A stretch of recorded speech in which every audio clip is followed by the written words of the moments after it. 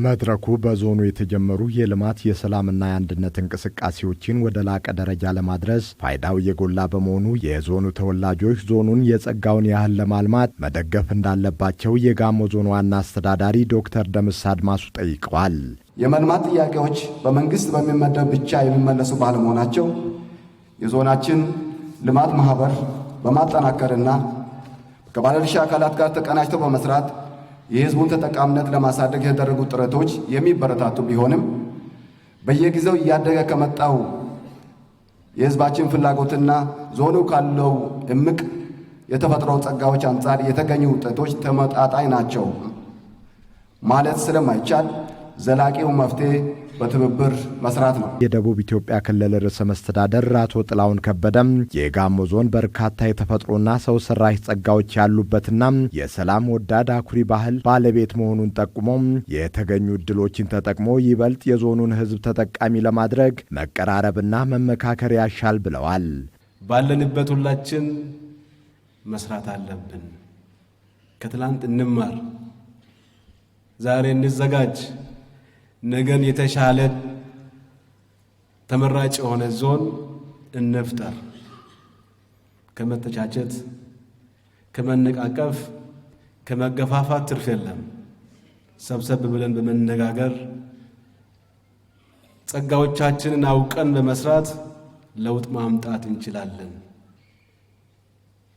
ህዝብን አስተባብሮ ሆስፒታል በመገንባት ከአንድም ሁለትም ሶስትም ወረዳዎች ዳራማሎን፣ ብርብርን፣ ካምባን ብንወስድ ህዝብ ውስጥ ያለን ጸጋ አቅም ማሳያ ሌሎች ስራዎችንም ማሳየት የሚያስችል አቅም እንዳለን ከተባበርን ታሪክ መስራት እንደምንችል በተጨባጭ ያሳየ ህዝብ ነው።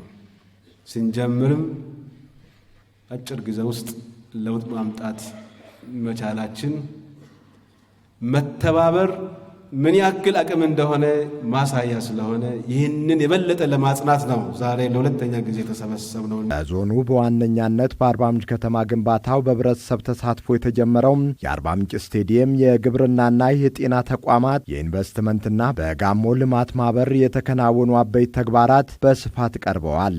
በቀጣይም የተጀመሩ የልማት ስራዎች ተጠናክረው እንዲቀጥሉም ይበልጥ የአካባቢው ተወላጆች አስተዋጽኦ ሊጎላ ይገባል በማለትም ተናግረዋል። በመምህራኖቻችን ላይ ምንድነው መስራት የሚያስፈልገን እና ከዚህ ውስጥ ብቃት ያለ ማየት የሚችል አልፎ ተሻግሮ ማሰብ የሚችል ሊወዳደር የሚችል ተማሪስ እንዴት መፍጠር ይቻላል የሚለው መታሰብ ያስፈልጋል ብዬ አስባለሁ። ልማት ማለት ትልቁ የሰው ሀብት ነው።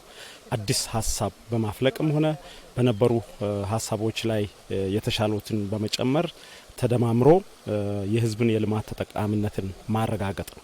ገንዘብ ያለው በገንዘቡ፣ ዕውቀት ያለው በዕውቀቱ፣ ሀሳብ ያለው በሀሳቡ መደገፍ አለበት በሚል ሶስት ዋና ሀሳቦችን ይዞ እየተደረገ ያለ የምክክር መድረክ ነው። ባለፉት ጊዜያት በዞኑ የተከናወኑ የልማትና የሰላም ስራዎችና ቀጣይ ትኩረት በሚሹ ጉዳዮች ዙሪያ ውይይት ተካሂዶ ከተወላጆች ገንቢ ሀሳቦች ቀርበዋል። መድረኩ የዞኑ ተወላጆች የጋራ መግባባትና አንድነት የፈጠሩበት መሆኑን ለማወቅ ተችሏል።